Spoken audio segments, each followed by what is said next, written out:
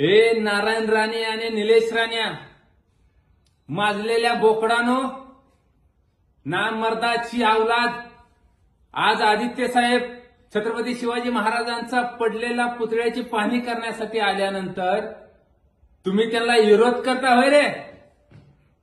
केंद्राची सुरक्षा घेऊन तिथली पोलीस यंत्रणा सोबत घेऊन मर्दानगी दावाला निघालात का?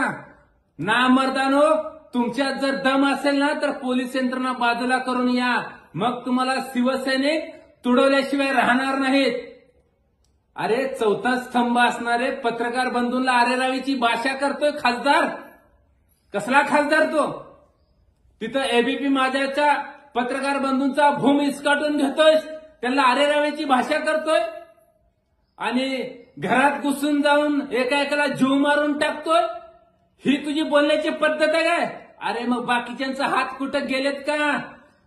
तुला खरं तर छत्रपती शिवाजी महाराज जर असते तर पहिल्यांदा तुझ्यासारख्या जातीवादी माणसाचं हात कलम केलं असतं.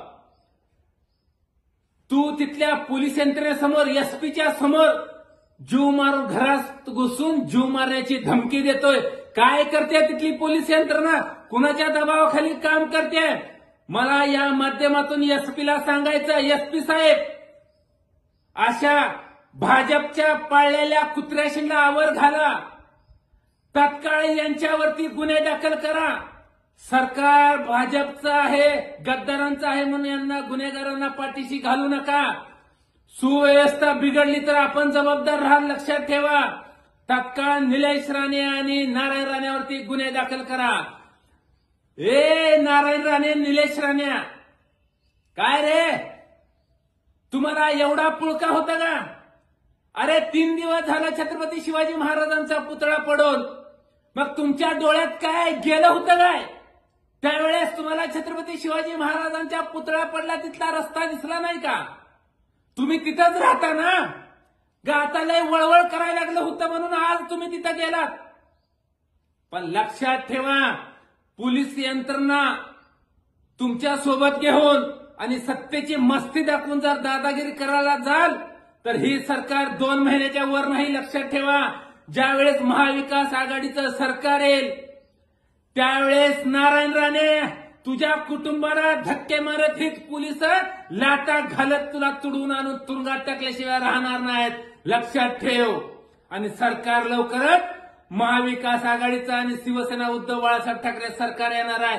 त्यावेळेस तुला आलेली मस्ती आणि माग याचा मुदला सकट वसूल केल्याशिवाय शिवसेना स्वस्त बसणार नाही. नारायण राणे आणि हे बेवड्या निलेश राण्या, अरे बदलापूरमध्ये लहान लहान बाळांवरती, चिमुरडीवरती अन्याय अत्याचार झाला, त्यावेळेस तुमची दातकिळी बसली होती का रे? त्यावेळेस तुमचं थोबड काय बंद होतं? तुमच्या तोंडाने काय बोळा घातला होता का? त्यावेळेस का नाही बोलला?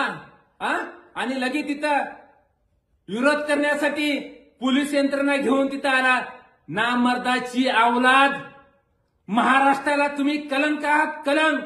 अरे छत्रपती शिवाजी महाराज असते तर तुम्हाला पहिलं तुमचे हात पाय कलम केले असते.